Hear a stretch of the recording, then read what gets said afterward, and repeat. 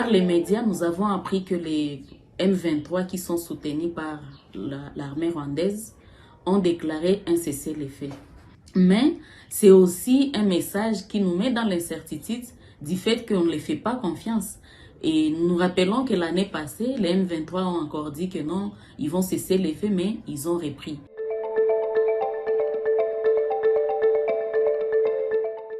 La population à Bukavu vit par la peur et plusieurs personnes ont fui, sont en déplacement et se retrouvent à Bukavu sans aucun sou, sans moyens, sans assistance.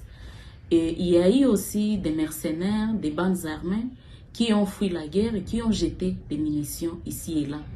Et les armes sont en train de circuler dans la ville et tout ça cause de l'insécurité.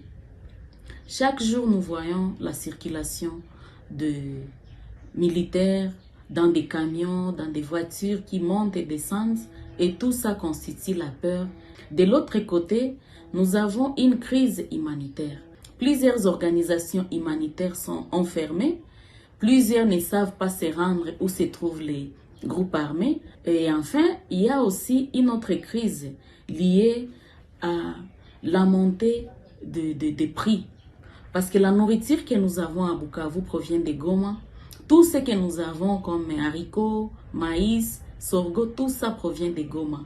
Et maintenant que Goma est en guerre et occupé par les M23, c'est difficile pour nous à Bukavu de survivre. Au centre Lame, nous nous occupons particulièrement des femmes, des filles et des enfants. Plusieurs questions se posent. Comment se prendre en charge? Comment manger? Comment se protéger? Est-ce qu'il n'y aura plus de violences sexuelles encore? Comment être en sécurité? Pourquoi la guerre imposée? Et donc, qui va répondre à toutes ces questions? C'est très compliqué. Les enfants d'eux-mêmes, il y a des enfants qui sont nés du viol, il y a des enfants aussi qui sont abandonnés. Tout ça, ça vient encore renforcer leur situation.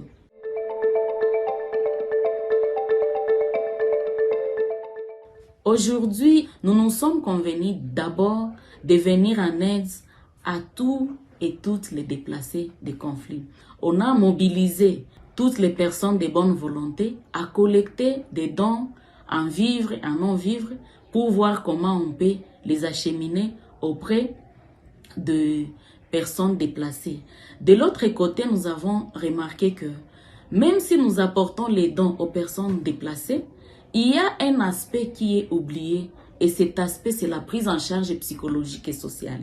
Ainsi, aujourd'hui encore avant midi, les centres Lame et les comités diocésains des femmes, nous avons fait un appel et qu'on a considéré comme un message de plaidoyer à tous les intervenants humanitaires de mettre un accent particulier dans la prise en charge psychologique et sociale parce que plusieurs déplacés ont perdu leurs biens, ont eu des chocs, ont été psychologiquement traumatisés. De son côté, l'église de la RDC et particulièrement l'église de Bukavu continue à s'organiser à travers les structures comme Centre Lame et Caritas.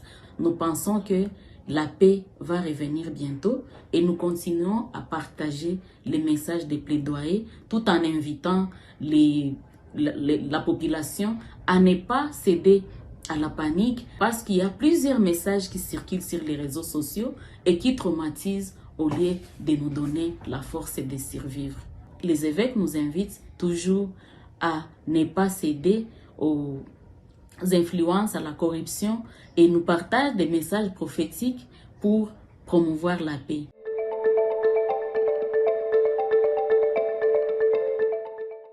Notre intention de prière est de demander au monde entier de prier pour nous, de prier pour que le Seigneur nous donne des dirigeants congolais et des dirigeants internationaux qui sont convertis et qui pensent au bien-être de la population.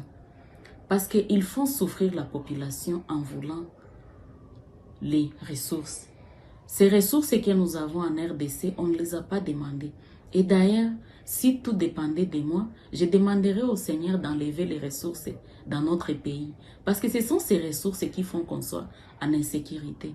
Nous voulons que les prières que le monde entier va adresser offrent les dirigeants du monde entier à se sanctifier, à se convertir pour promouvoir l'économie qui parle de l'économie de la vie et non l'économie de la mort. Parce que le conflit en RDC, c'est un conflit lié à l'économie. Et nous voulons que cette économie soit et pour les riches et pour les pauvres, et que tous les pays du monde entier y trouvent leur intérêt sans pour autant verser le sang. Parce que nous en avons marre. Et ça fait très très mal de voir que ce sont les pauvres qui souffrent dans ces conflits. Je vous remercie pour votre soutien des prières.